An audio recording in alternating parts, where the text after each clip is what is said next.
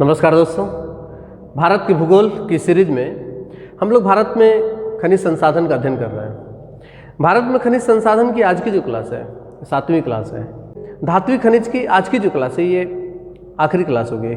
इसमें कुछ महत्वपूर्ण और छोटे छोटे जो खनिज है उनको हमने यहाँ पर लिए हैं, जैसे chromite, nickel, tin, bauxite, barytes, titanium, इस तरीके के ये कुछ छोटे खनिज, लेकिन परीक्षा की दृष्टि से बहुत महत्वपूर्ण खनिज होते हैं। यहाँ से सवाल बनने की संभावनाएं बहुत ज़्यादा होती हैं। तो आइए प्रारंभ करते हैं आज की क्लास। पहला है क्रोमाइट। क्रोमाइट और निकेल, क्रोमाइट और निकेल दोनों के उत्पादन में उड़ीसा का पहला स्थान है और लगभग सभी प्रकार के जो धात्विक खनिज हैं, सभी प्रकार के धात्विक खनिज में उड़ीसा जो है ठीक ठाक स्थान रखता है। क्रोमाइट का लगभग 95% भंडार जो है वो उड़ीसा में है। उड़ीसा में सुकंदा घाटी है। उड़ीसा में सुकंदा घाटी ये कटक में है। कटक जो है उड़ीसा का एक तटीय शहर है। जैसे मुंबई पश्चिमी तट पर स्थित एक प्रमुख शहर है, उसी तरीके से कटक जो है ये उड़ीसा का एक तटीय शहर है। महानदी का मुहाना जो है वो यहीं कटक में बनता है। महानदी का मुहाना, महानदी दंडकारण्य के पठार से निकल करके और कटक में अपना मुहाना बनाती है। कटक में आकर के ये दो भागों में डिवाइड हो जाती है और महानदी की दो धाराएं बन जाती हैं, एक कटजूरी और विरूपा। कटजूरी और विरूपा दोनों नदियों के बीच में कटक स्थित है और इसी कटक में सुकिंदा घाटी है जो कि क्रोमाइट के लिए प्रसिद्ध है। उड़ीसा क्रोमाइट और निकेल दोनों के लिए, अब देख पाएंगे क्रोमाइट और निकेल के लिए, निकेल दोनों उड़ीसा में प्रमुखता पाया जाता है। ठीक है ना। तो क्रोमाइट का 95% भंडार, कितना 95% भंडार उड़ीसा में है। उड़ीसा के सुकिंदा घाटी जो कटक में है क्रोमाइट उत्पादन के लिए प्रसिद्ध है। क्रोमाइट से क्रोमियम प्राप्त किया जाता है। क्रोमाइट क्या है? क्रोमाइट अयस्क का नाम है।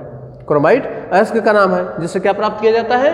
क्रोमियम प्राप्त किया जाता है। और क्रोमियम का उपयोग जो है, क्रोमियम का उपयोग जो किया जाता है ये स्टेनलेस स्टील बनाने में किया जाता है। स्टेनलेस स्टील बनाने में सिर्फ क्रोमियम का ही उपयोग नहीं होता है। स्टेनलेस स्टील बनाने के लिए तमाम चीज़ों की आवश्यकता होती है, जिसमें लोहा, क्रोमियम, निकेल और कार्बन। लोहा, क्रोमियम, निकेल और कार्बन, इन सबको मिलाया जब जाता है तो स्टेनलेस स्टील तैयार होता है। अर्थात स्टेनलेस स्टील एक मिश्रित धातु है जो कि किन किन चीज़ों से मिलकर के बनता है? सबसे अधिक लोहा, क्रोमियम, निकेल और कार्बन, इन सबको मिश्रित तौर पर जब तैयार किया जाता है तो स्टेनलेस स्टील बनता है। ठीक है। अगला है निकेल। मैंने बताया था कि निकेल के भंडारण में भी उड़ीसा का ही पहला स्थान है। निकेल के भंडारण में ही उड़ीसा का पहला स्थान है। और निकेल का उपयोग भी हम किस लिए करते हैं? निकेल का उपयोग भी स्टेनलेस स्टील बनाने के लिए किया जाता है। इसके अलावा आप देखेंगे कि इस्पात उद्योग में भी इसकी बहुत प्रमुखता होती है। लोहा, मैग्नीज, क्रोमियम और निकेल।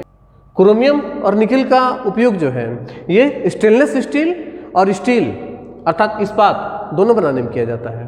ठीक है ना।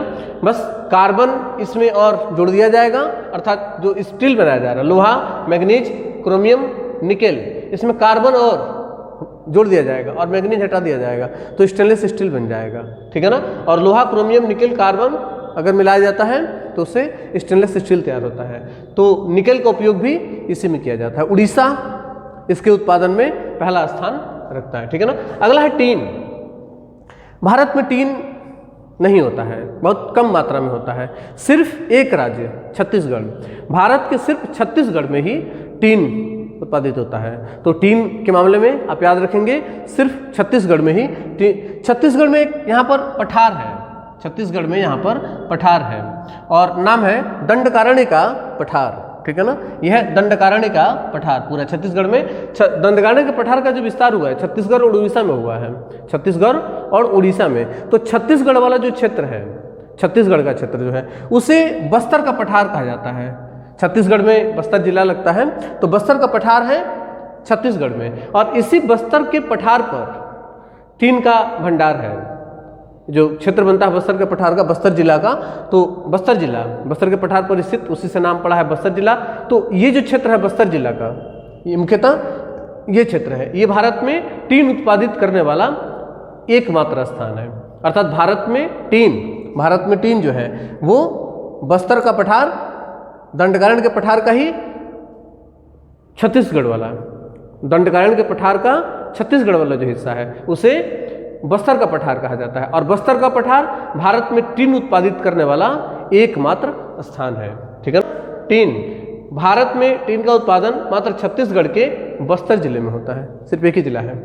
इसके अलावा बायराइट्स एक बहुत मजबूत धातु होता है।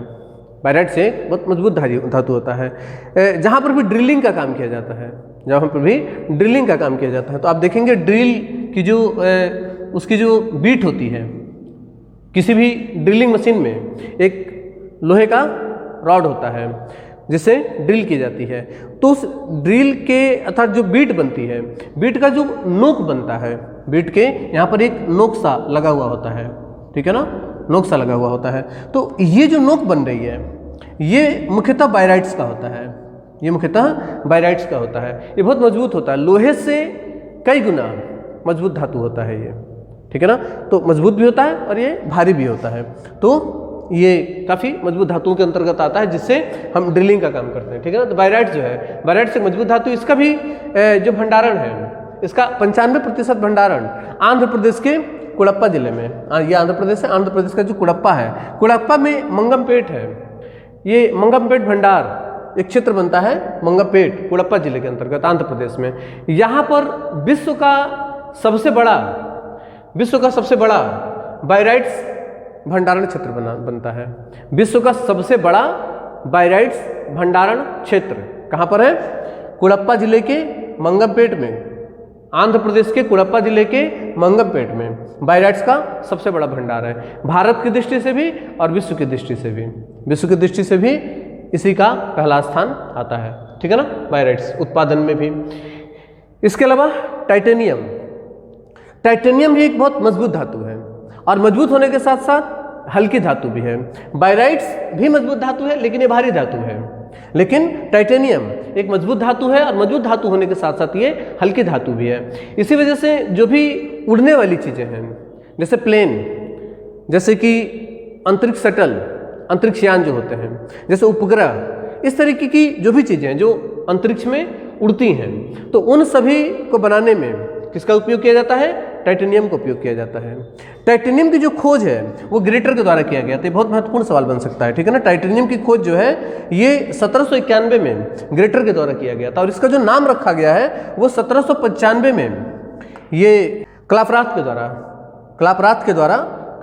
द्वारा 1795 में इसका नाम रखा गया था टाइटेनियम, और इसकी जो खोज की गई थी वो ग्रेटर के द्वारा किया गया था 1791 में, ठीक है ना। तो ये दो बहुत महत्वपूर्ण, इसके नाम और खोजने से दो सवाल यहाँ से बन सकते हैं। टाइटेनियम एक बहुत ही मजबूत और हल्की धातु होती है, टाइटेनियम बहुत मजबूत और हल्की धातु। इसका उपयोग स्पेस शटल, अंतरिक्षयान तथा उपग्रह आदि बनाने में किया जाता है। अर्थात जो भी उड़ने वाली चीज़ें हैं, क्योंकि हल्की होंगी तो उड़ने में सहायक होगा, तो उन चीज़ों में किया जाता है। टाइटेनियम एक मिश्रित और हल्की और मजबूत धातु होती है।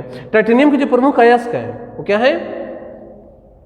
इल्मेनाइट और रूटाइल, ये इसके दो प्रमुख अयस्क हैं जिससे टाइटेनियम प्राप्त किया जाता है, ठीक है। इसके अलावा कुछ मिश्रित धातुएं होती हैं, जिनको बनाया जाता है, ठीक है ना। जैसे कि इस्पात किस तरीके से बनता है?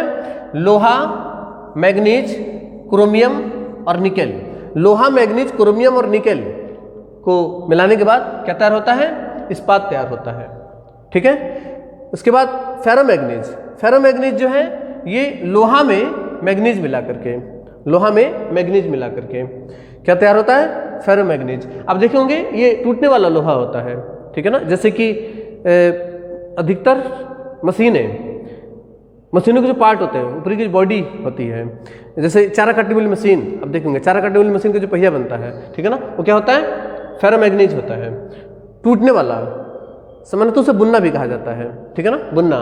तो ये जो धातु है वो लोहा और मैग्नीज मिला करके तैयार किया जाता है। इसके अलावा जर्मन सिल्वर आजकल बहुत फैशन में है, आभूषण तैयार करने के भी काम आता है, सिल्वर की तरीके से होता है, ज़्यादा चमकता है ये, ठीक है ना। तो जर्मन सिल्वर जो है ये तांबा, जस्ता और निकेल, तांबा, जस्ता और निकेल मिला करके क्या तैयार किया जाता है, जर्मन सिल्वर तैयार किया जाता है। रोल्ड गोल्ड, नकली सोना में तांबा की मात्रा बढ़ी हुई होती है, सोना की मात्रा उसमें कम होती है, तो रोल्ड गोल्ड ये सोना में तांबा मिला करके, सोना में तांबा मिला दिया जाता है, क्या तैयार होता है, रोल्ड गोल्ड, ठीक है ना, ये नकली सोना होता है। आभूषण तैयार किए जाते हैं इससे भी। इसके अलावा कांस्य तांबा में टीन मिला करके, तांबा में यदि टीन मिला दिया जाता है तो कांस्य तैयार। जब हम इंडस वैली सिविलाइजेशन पढ़ते हैं तो उसमें जो मुख्यतः मूर्तियां मिली हैं, उसमें जो मूर्तियां अर्थात सिंधु घाटी सभ्यता में जो प्राप्त होने वाली मूर्ति है वो तांबे की ना होकर के कांस्य की होती है, तांबे की ना होकर के कांस्य की होती है।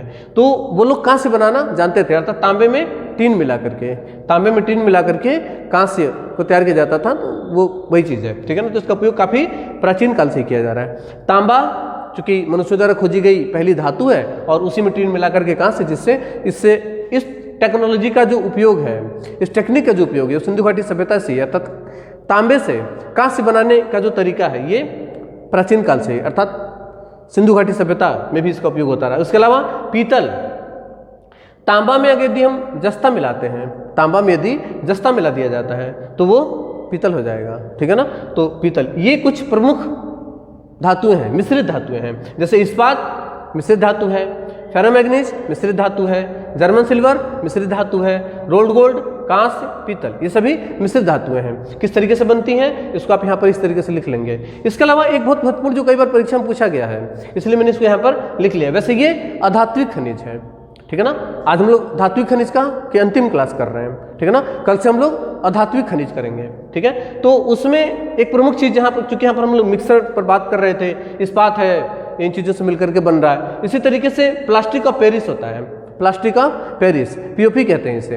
अब देखोगे घरों में जो डिजाइन तैयार किए जाते हैं छतों में, ठीक है ना, तो उसे पीओपी कहा जाता है। हाथ टूट जाता है या पैर टूट जाता है, हड्डी टूटती है, तो उसमें प्लास्टर चढ़ता है, तो वो भी क्या होता है, वो प्लास्टिक ऑफ पेरिस होता है, ठीक है ना। इसके बहुत सारे उपयोग हैं।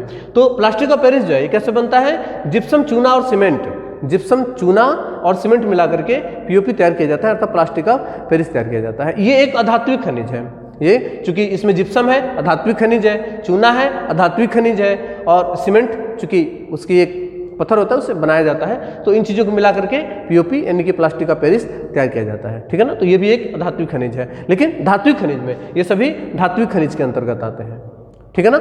इसी तरीके से एक प्लेटिनम होता है, प्लेटिनम, ये टाइटेनियम है, एक होता है प्लेटिनम जिसे व्हाइट गोल्ड कहा जाता है। पूछा जाता है कि प्लेटिनम व्हाइट गोल्ड किसे कहते हैं, गोल्ड से महंगा होता है, आभूषण तैयार किया जाता है, ये सिल्वर की कलर का होता है, चांदी की कलर का होता है, लेकिन उसे व्हाइट गोल्ड कहा जाता है, गोल्ड से भी महंगा होता है, उसे क्या कहता है, प्लेटिनम कहा जाता है। प्लेटिनम ये बहुत मजबूत धातुओं के अंतर्गत आता है, ये भी आप लोग नोट कर लीजिएगा, ठीक है ना।